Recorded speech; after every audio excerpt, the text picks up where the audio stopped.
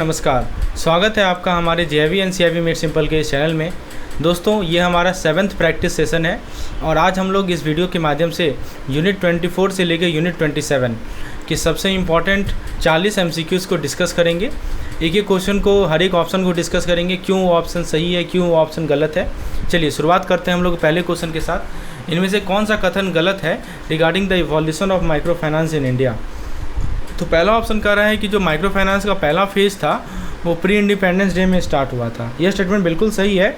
Pre independence era में RBI ने agriculture credit department बनाया था ताकि रूरल एरिया में क्रेडिट प्रमोट हो सके। उस समय सरकार कोऑपरेटिव इंस्टीट्यूशन को स्ट्रॉन्ग करने के लिए काम कर रही थी, जिससे लोगों को लोन लेने में मदद मिल सके।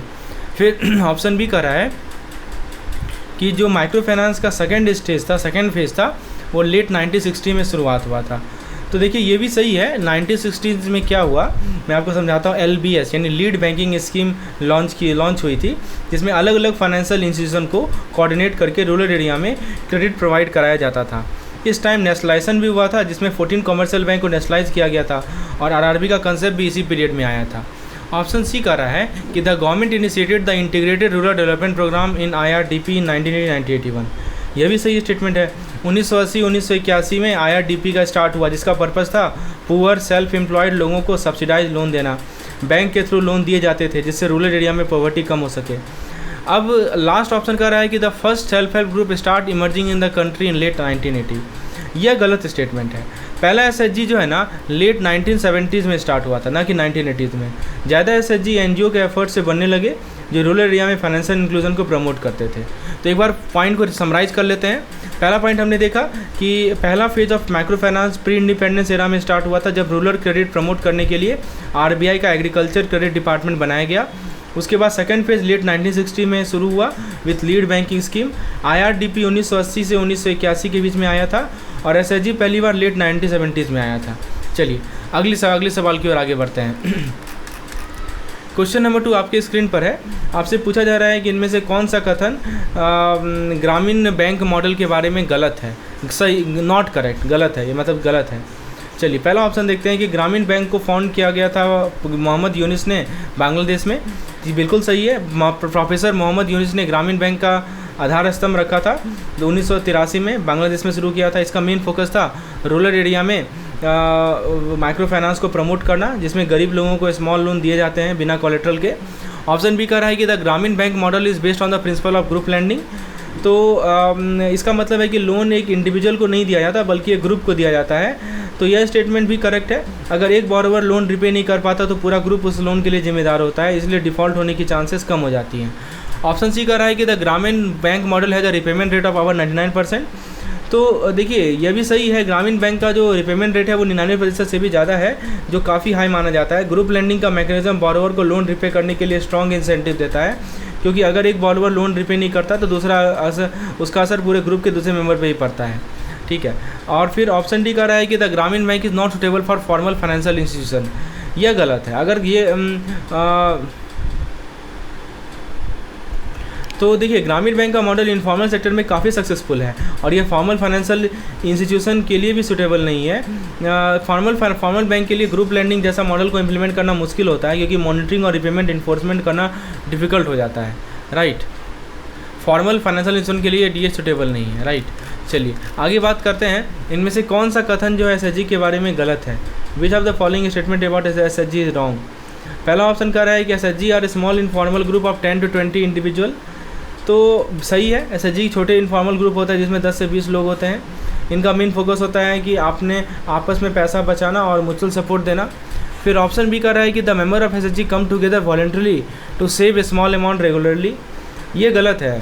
ठीक है, क्योंकि SHG के मेंबर जरूरी नहीं कि अपनी मर्जी से इकट्ठा होते हैं। काफ़ी SHG NGO या दूसरी ऑर्गेनाइजेशन के द्वारा बनाई जाती हैं और कई केसेस में मेंबर को ग्रुप का हिस्सा बनने के लिए पैसा सेव करना कंपलसरी होता है। यानी वॉलंटरी ज्वाइनिंग हर केस में नहीं होती है, बल्कि कभी कभी कंडीशन के तहत मेंबर को सेव करना पड़ता है। ठीक है, इसलिए ऑप्शन भी गलत है। ऑप्शन सी कर रहा है the common fund for SHG may not be sufficient enough to lend to its member. तो SHG का कॉमन फंड जो मेंबर की कंट्रीब्यूशन से बनता है, कभी कभी इतना बड़ा नहीं होता कि वह सभी मेंबर को लैंडिंग नीड्स को पूरा कर सके। कॉमन फंड को मेंबर के कि छोटे मोटे कामों या बिजनेस वेंचर के लिए भी यूज़ किया जाता है। ऑप्शन डी कर रहा है कि micro finance is use by SHG to meet their survival need and diversify their income source. बिल्कुल सही स्टेटमेंट है। एसएचजी माइक्रो फाइनेंस का यूज करके अपने घर के खर्चे पूरे करने और अपने इनकम सोर्स डाइवर्सिफाई करने के लिए करते हैं। एसएचजी के थ्रू मिलने वाले लोन्स उन्हें स्मार्ट बिजनेस स्टार्ट करने, स्मॉल बिजनेस स्टार्ट करने या रोज़मर्रा की ज़रूरत पूरी करने में मदद करते हैं। तो हमने क्या क्या की पॉइंट्स देखा कि एसएचजी स्मॉल इनफॉर्मल ग्रुप होते हैं जिनमें 10 से 20 लोग होते हैं जो mainly low income house hold से होते हैं। हर एसएचजी वॉलंटरी नहीं होता, काफ़ी बार एनजीओ के थ्रू मेंबर को ग्रुप में शामिल होना पड़ता है। एसएचजी का कॉमन फंड तब कभी कभी सभी मेंबर के लिए सफिशिएंट नहीं होता, लेकिन छोटी फाइनेंशियल नीड के लिए यूज़फुल होता है। नेक्स्ट क्वेश्चन नंबर 4 है, इनमें से कौन सा कथन सही नहीं है एसएचजी बैंक लिंकेज प्रोग्राम के बारे में। चलिए डिस्कस करते हैं। पहला ऑप्शन कह रहा है कि SHG are eligible to open saving account with the bank. तो यह स्टेटमेंट सही है। एसएचजी बैंक लिंकेज प्रोग्राम के अंदर एसएचजी को बैंक के साथ सेविंग अकाउंट खोलने की एलिजिबिलिटी मिलती है, यानी एसएचजी मेंबर को अपना पैसा इकट्ठा करके बैंक में सेव करने का मौका मिलता है। ऑप्शन बी कर रहा है the loan would be the name of SHG and it is the SHG which is responsible for repayment of the loan. यह स्टेटमेंट भी सही है। एसएचजी के नाम पर लोन दिया जाता है और एसएचजी ही पूरी जिम्मेदारी लेती है लोन रिपेमेंट की। इंडिविजुअल मेंबर के डिफ़ॉल्ट होने पर भी पूरा ग्रुप रिस्पॉन्सिबल होता है लोन चुकाने के लिए। ऑप्शन सी कह रहा है कि the purpose of the loan can be emergency need like illness of the family, marriage और buying of asset for income generation. तो यह स्टेटमेंट भी सही है। एसएचजी बैंक लिंकेज प्रोग्राम का लोन के तरीकों का यूज़ कई तरीके से यूज़ किया जा सकता है, जैसे फैमिली इमरजेंसी या इनकम जनरेट करने वाला एसेट खरीदना। ऑप्शन डी कह रहा है कि default by a few member of SHG और their family member to the financing bank should ordinary come in the way of further lending to SHG. यह स्टेटमेंट गलत है। अगर कुछ मेंबर या उनके फैमिली मेंबर लोन डिफ़ॉल्ट करते हैं तो यह एसएचजी का फ्यूचर लैंडिंग को नहीं रोकता। एसएचजी बैंक लिंकेज प्रोग्राम में फ्लेक्सिबिलिटी है और बैंक को यह विश्वास होता है कि एसएचजी अपनी पूरी जिम्मेदारी निभाएगी, राइट। और चाहे एक दो मेंबर डिफ़ॉल्ट भी कर जाएं, एसएचजी का पूरा ग्रुप रिस्पॉन्सिबिलिटी लेता है रिपेमेंट की, इसलिए बैंक को ओवरऑल एसएचजी पर भरोसा होता है। तो की पॉइंट्स हमने क्या देखे इस क्वेश्चन से। एसएचजी को बैंक के साथ सेविंग अकाउंट खोलने का मौका मिलता है, लोन एसएचजी के नाम पर होता है और एसएचजी कलेक्टिवली रिस्पॉन्सिबल होती है। लोन को इमरजेंसी नीड और इनकम जनरेशन एसेट के लिए यूज किया जा सकता है। अगर कुछ मेंबर डिफ़ॉल्ट करते हैं तो एसएचजी का फ्यूचर लैंडिंग इफेक्ट नहीं होता है। चलिए क्वेश्चन नंबर 5 की ओर आगे बढ़ते हैं। इनमें से कौन सा कथन गलत है about regulatory framework for micro finance institution. चलिए पहला ऑप्शन कर रहा है कि the activities of MFI were largely unregulated till the beginning of 21st century. यह स्टेटमेंट गलत है। एमएफआई की एक्टिविटी पूरी तरह से अनरेगुलेटेड नहीं थी 21वीं सेंचुरी से शुरू होने तक। हाँ, रेगुलेटरी उतनी स्ट्रिंजेंट नहीं थी, बस कुछ रेगुलेशन थे, जैसे कि आरबीआई का डायरेक्शन 2006 आया था जो कि ऑलरेडी एग्जिस्ट करता था। फिर ऑप्शन बी कर रहा है कि rapid growth and demand of the service of MFI led to the crisis in the sector in 2010। यह स्टेटमेंट सही है। 2010 में माइक्रो फाइनेंस सेक्टर का क्राइसिस देखने को मिला, स्पेशली आंध्र प्रदेश में, जब एमएफआई की फास्ट ग्रोथ और हाई डिमांड ने सेक्टर में स्ट्रेस क्रिएट किया। ऑप्शन सी कर रहा है कि the high level of borrowing by borrower lead to increase in default. अब देखिए ये भी सही है। एमएफआई के बोरोवर ने ज़्यादा लोन ले रखे थे, जिससे डिफ़ॉल्ट केसेस बढ़ने लगे, जो क्राइसिस में एक मेन फैक्टर था।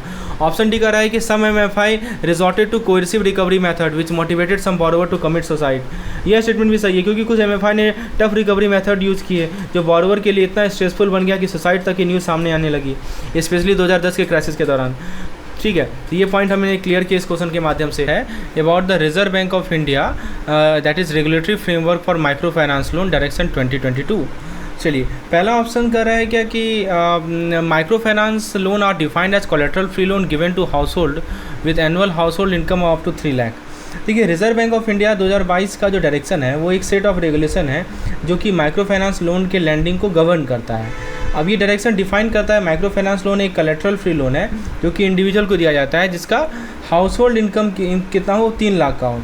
और इसमें कहा गया है कि जो हमारे आरईज़ हैं यानी रेगुलेटेड एंटिटीज़ हैं उनके पास एक बोर्ड अप्रूवल पॉलिसीज़ होनी चाहिए कि वो हाउस होल्ड इनकम एसेस कर सकते हैं और वो फ्लेक्सिबिलिटी प्रोवाइड कर सकते हैं रिपेमेंट पीरियोडिसिटी में। ठीक है, तो that's why option A is incorrect here. इस क्वेश्चन में आपका जो इनकरेक्ट ऑप्शन है वो ऑप्शन ए है। चलिए ये सेम क्वेश्चन है, ये भी हमारा सेम क्वेश्चन है, इसको हम स्किप कर रहे हैं। हाँ ये देखते हैं इनमें से कौन सा कथन गलत है regarding the RBI fair practice code for NBFC MFI. तो आइए देखते हैं। पहला ऑप्शन कह रहा है कि the loan agreement must be in vernacular language. ठीक है। तो इसमें क्या है कि फिर बी कह रहा है कि loan agreement must disclose all the terms and condition of the loan, the loan agreement must not charge the penalty on delayed payment, the loan agreement must not collect a security deposit from the borrower.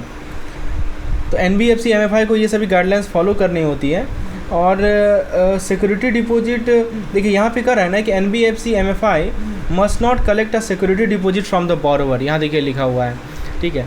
तो ऐसा इसलिए क्योंकि security deposit एक barrier हो सकता है credit access करने के लिए लो इनकम बोरोवर के लिए, इसीलिए सिक्योरिटी डिपॉजिट एक्सपेंसिव होता है बोरोवर को पे करना, और वो डिफ़िकल्ट हो सकता है ऑब्टेन करना, और साथ ही साथ सिक्योरिटी डिपॉजिट को फॉरफिट भी कर लिया जाता है यदि बोरोवर डिफ़ॉल्ट करता है, ठीक है।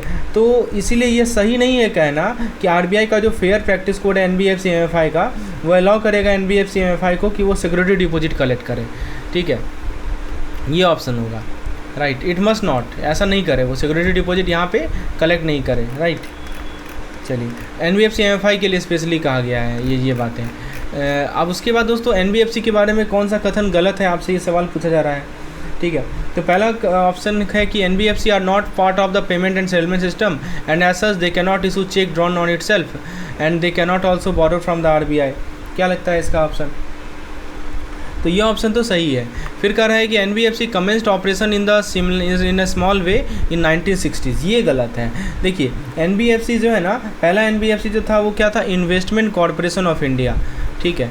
इन्वेस्टमेंट कॉरपोरेशन ऑफ इंडिया कब सेटअप हुआ था? 1956 में सेटअप हुआ था, ठीक है।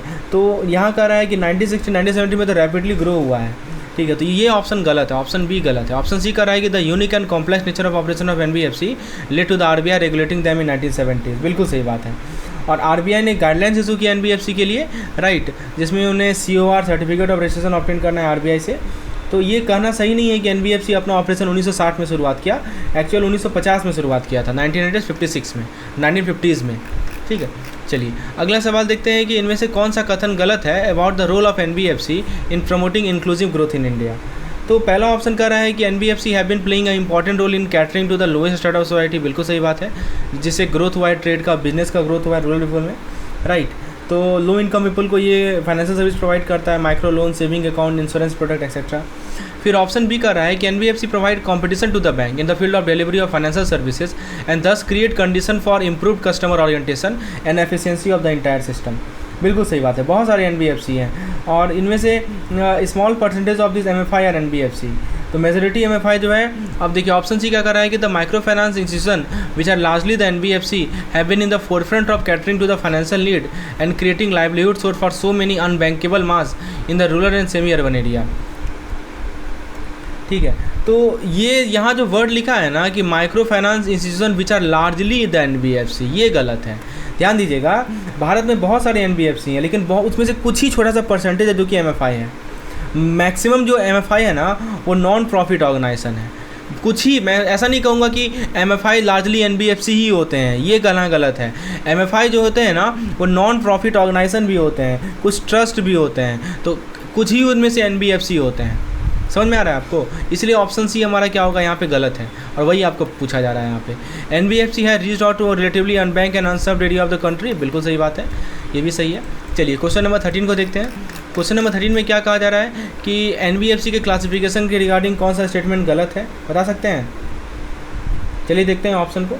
तो पहला ऑप्शन कह रहा है कि NBFC are classified on the basis of liability in two category 1 and category 1 company होता है, और एक होता है हमारा जैसे कि NBFC इसके पास पब्लिक डिपॉजिट हो, NBFC डी बोलते हैं, और कैटेगरी बी कंपनी जिसके पास पब्लिक डिपॉजिट नहीं होता है, ठीक है, जैसे कि NBFC ND बोलते हैं, बिल्कुल सही बात है। फिर NBFC D are subjected to requirement of capital adequacy, liquid asset maintenance, exposure norm, asset and liability management discipline, regulatory requirement, ये भी सही बात है, राइट। फिर कह रहा है कि NBFC are classified in terms of activities into following category like asset finance company, loan company, investment company, infrastructure finance company, systematically important core investment company, बिल्कुल सही बात है। ऑप्शन डी कह रहा है all of the above, yes correct, ये सभी के सब स्टेटमेंट हमारे करेक्ट हैं, इनमें से कोई भी गलत नहीं है। NBFC को हम लोग 2 कैटेगरी में डिवाइड करते हैं, लायबिलिटी के बेसिस पर, और भी बहुत सारा बेसिस है क्लासिफिकेशन का, हमने देखा अभी। अच्छा, अब सवाल है कि RBI का जो रेगुलेटरी ओवरसाइट है NBFC पे, उसके रिगार्डिंग कौन सा स्टेटमेंट गलत है। पहला कह रहा है कि RBI act was amended in 1997 to give RBI comprehensive power to regulate and supervise NBFC। ठीक है, बिल्कुल सही बात है। 1997 में इसका अमेंडमेंट हुआ था। और फिर कह रहा है ऑप्शन नंबर 2 कह रहा है कि NBFC are required to obtain certificate of registration from RBI to maintain a minimum level of net owned fund. तो ये भी सही बात है कि ये एनबीएफसी को जो है सर्टिफिकेट ऑफ रजिस्ट्रेशन लेना पड़ता है आरबीआई से और minimum net owned fund maintain करना पड़ता है। फिर कह रहा है कि deposit taking NBFC are required to maintain certain percentage of asset in unencumbered approved security. ये भी सही बात है, राइट। और ऑप्शन डी कह रहा है कि all NBFC are required to create a reserve fund to transfer a sum which is not less than 20% of their profit every year. ये गलत है, ध्यान दीजिएगा। सभी एनबीएफसी को नहीं ऐसा रिजर्व फंड क्रिएट करना है। वैसे एनबीएफसी जिनका नेट ऑन फंड जो है 25 करोड़ से ज़्यादा है, ये ध्यान रखिएगा, जिसका जो एनओएफ है नेट ऑन फंड जो है 25 करोड़ से ज़्यादा है, उन्हें ही रिजर्व फंड क्रिएट करना है। क्योंकि रिजर्व फंड एक तरह का प्रोटेक्शन होता है डिपॉजिटर के लिए यदि एनबीएफसी फेल कर जाती है तो जिस एनबीएफसी का 25 करोड़ से कम है नेट ऑन फंड, तो उनको वो हमारे फाइनेंशियल सिस्टम के लिए सिस्टमिक रिस्क पोज नहीं करेंगे, इसीलिए उनको कोई रिजर्व फंड क्रिएट नहीं करना है। तो यही चीज़ हमारा ऑप्शन नंबर डी यहाँ पे गलत है। चलिए अगला सवाल देखते हैं। विच of the following statement is not correct about the characteristics of deposit taking NBFC. अभी मैंने बोला था ना कि लायबिलिटी के बेसिस पे एक कैटेगरी होता है एनबीएफसी डी और एक होता है आपका एनबीएफसी एनडी। तो एनबीएफसी डी के बारे में पूछ रहा है, कौन सा इसका कैरेक्टरिस्टिक नहीं है।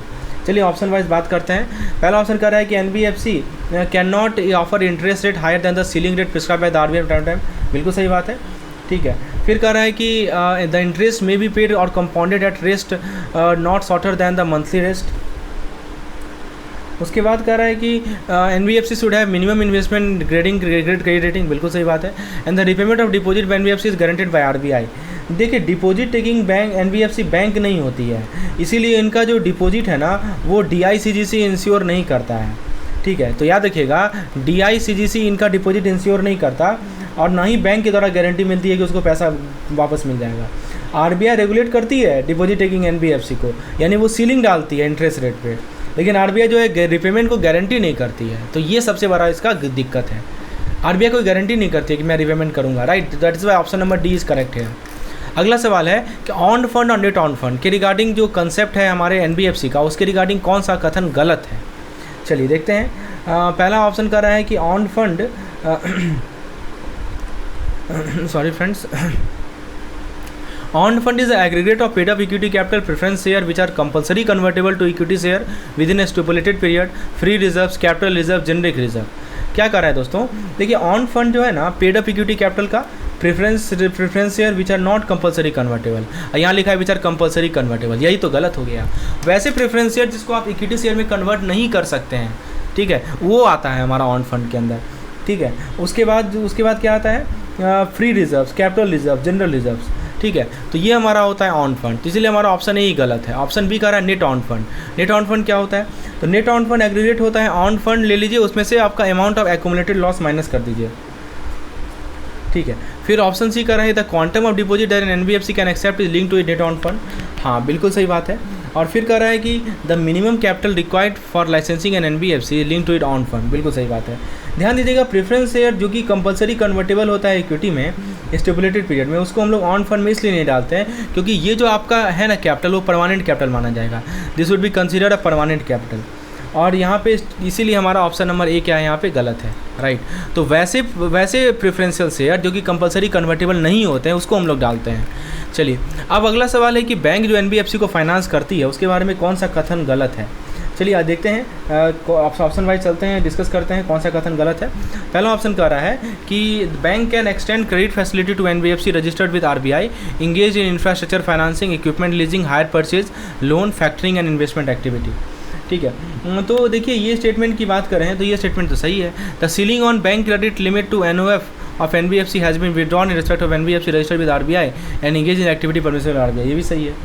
फिर क्या कर रहा है, ऑप्शन सी क्या कर रहा है कि bank can extend credit facility to NBFC not requiring register with RBI on merit of the case on the basis of factor like purpose of the credit, nature and quality of underlying asset, repayment capacity, ठीक है।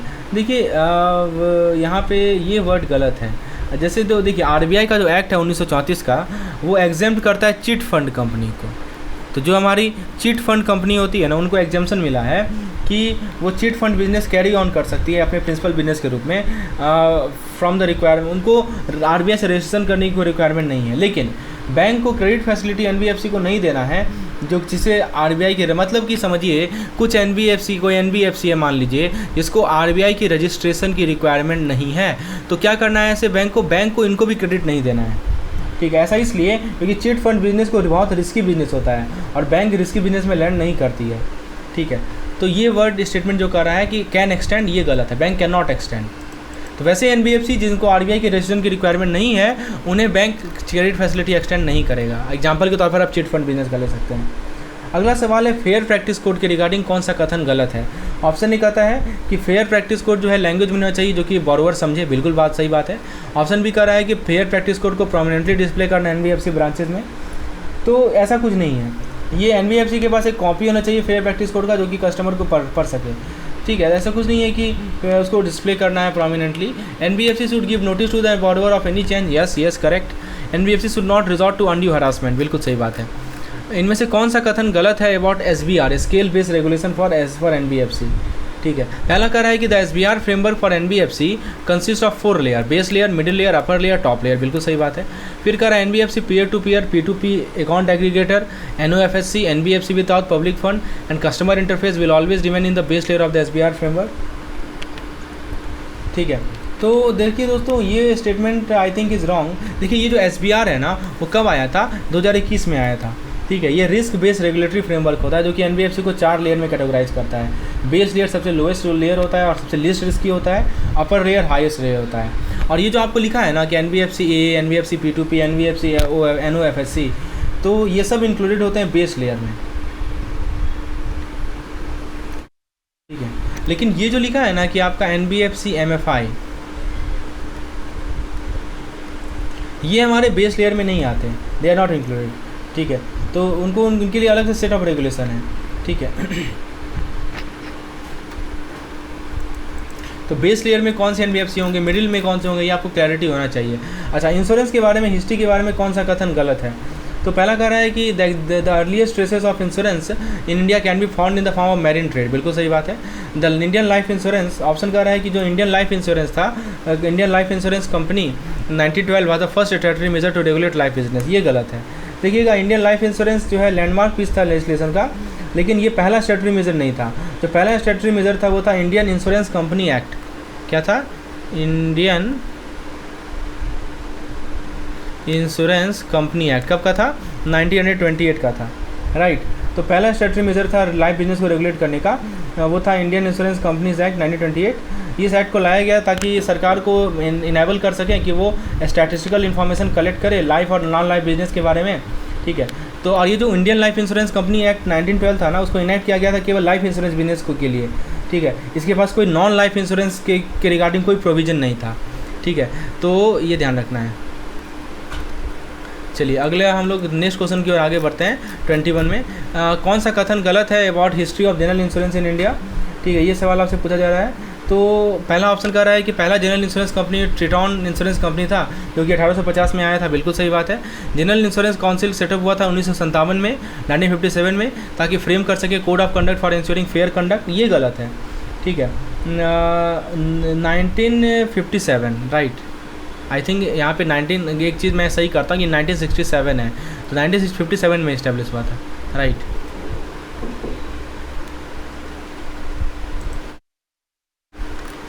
Next question है कि insurance industry के बारे में कौन सा कथन गलत है।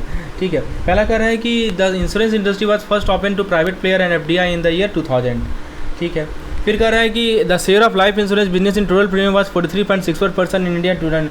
देखिए ये गलत है कि जो लाइफ इंश्योरेंस बिजनेस का जो टोटल प्रीमियम में शेयर था ना, वो कितना है पता है आपको? वो था 74.94% 2019 में, और नॉन लाइफ इंश्योरेंस का था 25.06। ये लाइफ वाला है, ये नॉन लाइफ वाला है, तो ग्लोबल फिगर के कॉन्ट्रास्ट में है।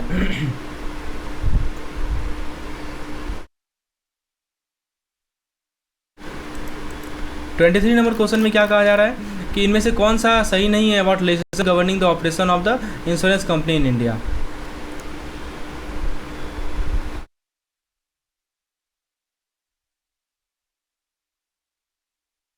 तो देखिए ऑप्शन वाइज चलते हैं, बात करते हैं हम लोग क्वेश्चन नंबर 23 के बारे में। पहला कह रहा है कि insurance act 1938 was the first statutory measure to regulate the business of insurance, बिल्कुल सही, ये लैंडमार्क पीस ऑफ लेजिस्लेशन था। ठीक है। और फिर इसको जो है 2015 में एक नया एक्ट आया जिसको इसको रिपील किया। फिर अगला ऑप्शन कर रहा है कि जो हमारा LIC एक्ट था, LIC एक्ट था 1956 का, उसने नेशनलाइज किया लाइफ इंश्योरेंस बिजनेस को भारत में। हाँ ठीक है, बिल्कुल सही बात है। फिर जनरल इंश्योरेंस बिजनेस नेशनलाइजेशन जो 1972 का आया। और फिर लास्ट कर रहा है कि इंश्योरेंस एक्ट 1938 को रिपील किया गया 1999 के द्वारा। नहीं, ये नहीं था, 2005 के द्वारा रिपील किया गया, 2015 के द्वारा। ठीक है, इसीलिए ये ऑप्शन नंबर डी यहाँ पे गलत है। कर रहा है कौन सा कथन गलत है इंश्योरेंस एक्ट के प्रोविजन के regarding? The act prescribe the maximum number of expense of management including commission that may be incurred by the insurer. बिल्कुल सही बात है। The act prohibit any person from offering any rebate of commission और rebate of premium to any person to take insurance. ये भी सही है। The act require insurer to maintain separate account of receipt and payment. ये भी सही है। लेकिन कह रहा है लाइसेंसिंग ऑफ एजेंट को प्रोहिबिट करता है, ये गलत है। ठीक है, तो ये एजेंट के लाइसेंसिंग को प्रोहिबिट नहीं करता। ये एक्ट पे कहा गया है कि इंश्योरर को एजेंट अपॉइंट करना है अपने इंश्योरेंस पॉलिसी को सेल करने के लिए, राइट, तो ये गलत है। इनमें से कौन सा कथन जो है GIC के ऑब्जेक्टिव के रिगार्डिंग गलत है?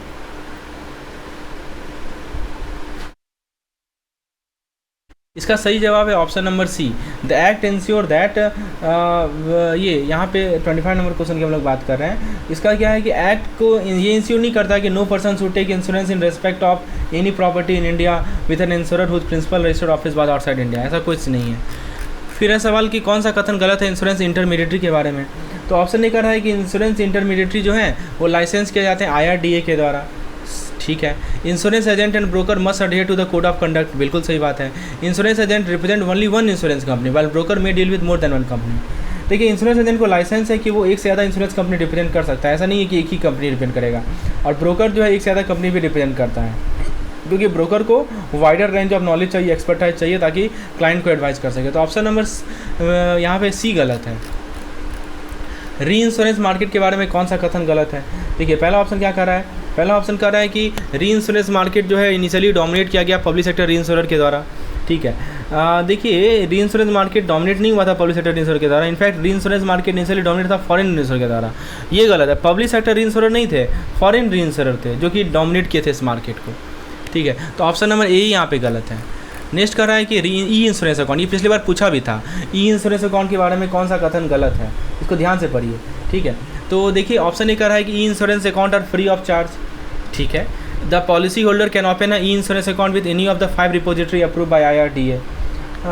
तो ये गलत है। ठीक है। ये यहाँ पे क्या है कि IRDA अलाउ करता है एक ई इंश्योरेंस अकाउंट पर पर्सन। ठीक है, आप multiple e insurance account open नहीं करवा सकते, वही करा ना। फिर an individual who do not have an insurance policy can also open insurance, ये भी सही है। An authorised representative has only access right to the insurance, ये भी सही है। अब पूछ रहा है आपसे कि जो हमारे फाइनेंशियल सेक्टर का क्या रोल के regarding financial sector regulators role in economy, कौन सा कथन गलत है? ठीक है, तो देखिए ऑप्शन ए कह रहा है कि financial sector regulator are responsible for generating, maintaining and promoting confidence. B कह रहा है कि financial sector regulator are responsible for protecting the investor interest by adequate timely disclosure of by the institution. ये सही है कि फाइनेंशियल सेक्टर रेगुलेटर रिस्पॉन्सिबल नहीं होते हैं। तो फ्रेंड्स, ये था हमारा 30 क्वेश्चन का सेट। होपफुली आपने इसे एंजॉय किया होगा। धन्यवाद।